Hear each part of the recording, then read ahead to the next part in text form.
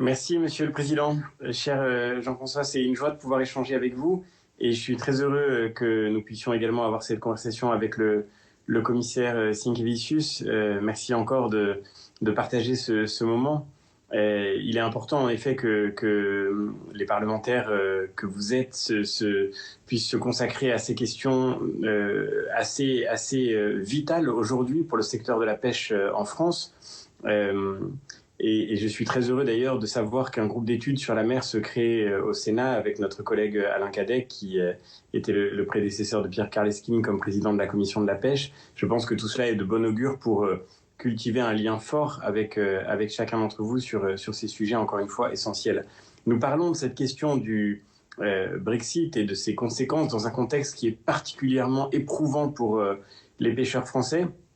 Le commissaire le rappelait tout à l'heure, et il y a non seulement évidemment l'incertitude qu'évoquait Pierre Karleskind sur l'application du Brexit et sa mise en œuvre, mais nous avons aussi dans le même temps la crise du coronavirus et ses conséquences sur l'activité des pêcheurs, sur le secteur de la pêche, et puis en ce moment tout particulièrement je le mentionne simplement parce que je crois que c'est un élément de contexte qui est crucial pour les pêcheurs, cet effondrement des prix qui est créé par une perturbation des approvisionnements.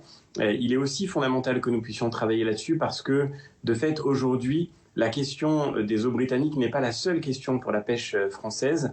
Je dirais même que parfois, quand on échange avec les pêcheurs, elle n'est même pas toujours au premier plan. Il est crucial que nous puissions aussi travailler entre nous, entre Européens, entre Français, sur la manière dont nous valorisons le produit de la pêche, sur la manière dont nous organisons sa distribution. C'est une discussion qui doit avoir lieu d'urgence, en particulier avec la grande distribution, et qui lie d'ailleurs le secteur de la pêche à ce que les agriculteurs français peuvent connaître également. Tout cela fait que la période est particulièrement éprouvante pour les pêcheurs, et nous avons de ce fait une urgence plus grande encore à obtenir des réponses qui soient claires et durables sur la question de la mise en œuvre de l'accord avec le Royaume-Uni. Alors effectivement, j'ai eu l'occasion de suivre ces négociations comme rapporteur de la commission de la pêche sur la question du Brexit. Comme le disait Pierre Karleskind à l'instant, c'est une longue histoire. En me plongeant dans cette question, j'ai découvert qu'en réalité, elle dure depuis des siècles, puisque déjà au XIVe siècle, les juristes britanniques entretenaient un débat très complexe entre eux sur la distinction entre mare clausum et mare liberum. On peut dire qu'une partie du droit de la mer est née dans cette friction entre les Britanniques et leurs voisins européens sur la question de la pêche. Et cette question, d'ailleurs, a déjà déclenché dans l'histoire plusieurs guerres.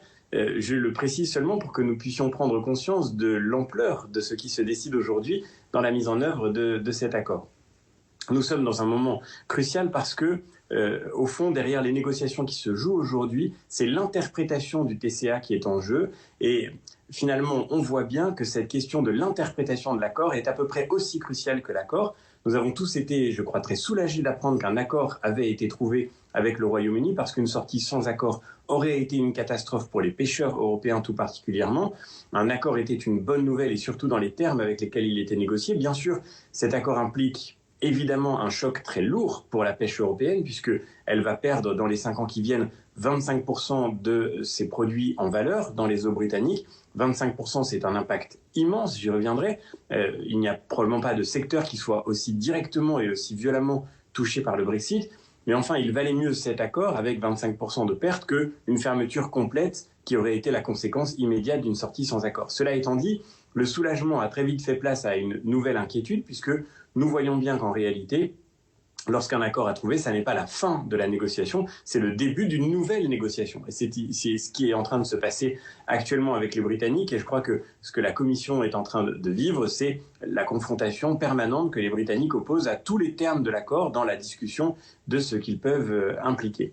On a eu un travail très important qui a été fait, et je crois qu'on peut aussi remercier la Commission, malgré bien des raisons d'être encore inquiet. Il y a eu malgré tout de vrais succès qui ont été obtenus sur les navires de plus de 12 mètres, sur les licences et la délivrance des licences, mais il reste encore bien des inquiétudes. Elles ont déjà été évoquées, je ne vais pas y revenir en détail, sur la question des navires de moins de 12 mètres pour l'accès à la bande des 6-12 000. La question de ce qui permettra de fonder la preuve des antériorités est une question cruciale. Je dirais qu'elle est aussi cruciale parce qu'elle, pour nous, en France, elle implicitement aura un impact sur la question de Jersey et Guernsey, puisque c'est le même critère qui sera employé pour la baie de Granville que pour la bande des 6-12 000. On voit bien à quel point, du coup, ce sujet est décisif pour la pêche française dans les Hauts-de-France, en Normandie et en Bretagne.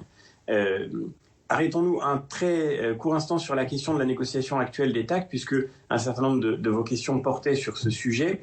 Je crois que là aussi, nous avons des questions précises qui se posent sur la flexibilité entre les quotas, sur les déductions. La question la plus importante, me semble-t-il, c'est la question des espèces hors quota. Pierre Karleskind qui faisait allusion, aujourd'hui, les Britanniques cherchent à imposer une interprétation de l'accord qui est complètement contraire à la lettre du texte, qui consiste à expliquer que le plafond impliqué pour les espèces hors quota pourrait être traduit par espèce, ce qui reviendrait en réalité à fixer des quotas pour les espèces hors quota.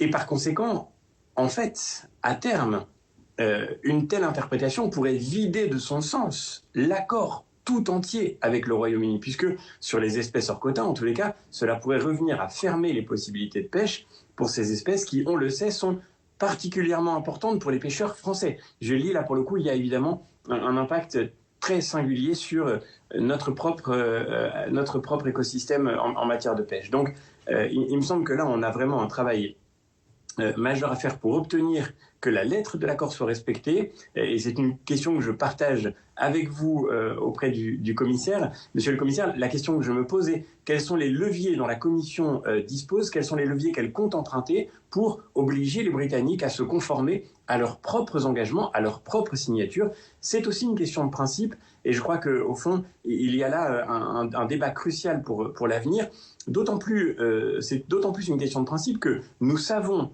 de l'intérieur de la discussion que les Britanniques ne comptent pas s'appliquer à eux-mêmes ces plafonnements par espèce sur les espèces hors quota, ce qui serait un cas absolument typique d'une mesure non réciproque, ce qui est évidemment exclu par le principe même du traité. Les Britanniques ont bien sûr le droit, et nous respectons la décision qu'ils ont prise, de déroger aux règles de la PCP, mais lorsqu'ils veulent appliquer des règles aux pêcheurs européens, ils doivent le faire de manière équivalente à leurs propres pêcheurs, sans quoi il y a un cas flagrant de discrimination qui va contre l'engagement qu'ils ont pris, encore une fois, dans ce traité.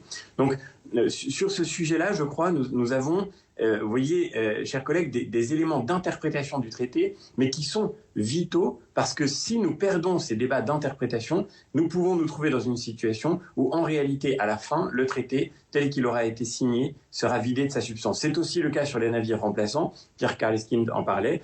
Si nous perdons ce travail d'interprétation sur les navires remplaçants, alors nous aurons peut-être gagné à court terme des possibilités de pêche pour les navires existants, mais à moyen terme, la pêche européenne disparaîtra dans les eaux britanniques. On voit bien à quel point, en réalité, le traité a beau avoir été signé, c'est une toute autre histoire qui commence.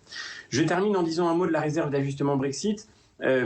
C'est un sujet, là encore, majeur. Cette réserve, 5 milliards d'euros qui va être déployée, j'ai présenté mon rapport concernant ce financement avant-hier en commission de la pêche et effectivement, nous avons aujourd'hui un débat assez vif sur ce sujet dans les 3 commissions concernées au Parlement européen, la commission des budgets, la commission des affaires régionales et puis la commission de la pêche. Un débat qui porte en particulier sur la clé de répartition. Aujourd'hui, et je partage cette observation avec le commissaire, personne ne peut justifier la clé de répartition actuelle, personne ne peut tout simplement la comprendre. Elle implique notamment un critère de dépendance qui fait que, par exemple, pour le secteur de la pêche, ce qui est pris en compte pour allouer les fonds, c'est l'impact du Brexit sur la pêche d'un pays considéré dans son ensemble. Nous, il nous semble nécessaire de prendre en considération l'impact du Brexit sur la pêche d'un pays dans l'absolu, dans son rapport à l'ensemble de la pêche européenne dans les eaux britanniques. Pour être très concret, le fait que les pêcheurs de la Réunion ne soient pas touchés par le Brexit ne change rien à la réalité du dommage économique qu'ils subissent. Et il n'y a aucune raison qu'ils ne soient pas soutenus exactement de la même manière que des pêcheurs belges, des pêcheurs néerlandais, des pêcheurs irlandais qui sont touchés de la même manière par le Brexit. Nous n'avons pas pour objectif de défendre l'intérêt de notre pays dans le débat européen, mais de garantir à tous les citoyens européens et à tous les citoyens français que la clé de répartition soit la plus cohérente possible, la plus logique possible pour que, comme le disait Pierre Karleskind en commission il y a quelques jours, 1 euro qui est perdu par un pêcheur soit indemnisé de la même manière par la réserve d'ajustement Brexit. Ça va être évidemment un débat difficile, un débat compliqué, et je crois qu'il faut que nous le menions à fond parce que nous avons réussi à être unis dans la négociation sur la pêche grâce au travail de Michel Barnier. Depuis le début jusqu'à la fin de cette négociation, il ne faut pas que les pays européens se divisent aujourd'hui, après le Brexit, sur une question qui relève de la solidarité qu'ils doivent aux pêcheurs. Nous avons, encore une fois, le devoir de partager avec les citoyens de nos pays un travail sur cette réserve budgétaire qui soit le plus transparent, le plus logique et le plus explicable possible pour venir en aide à ces secteurs qui sont touchés et les aider à se convertir pour pouvoir faire face et préparer leur avenir. Je suis désolé, j'ai dépassé de 30 secondes mon temps de parole. Merci encore pour cette occasion d'échanger. Non, c'était parfait. Vous tenez tous vos temps de parole. C'est essentiel pour l'échange qui va venir.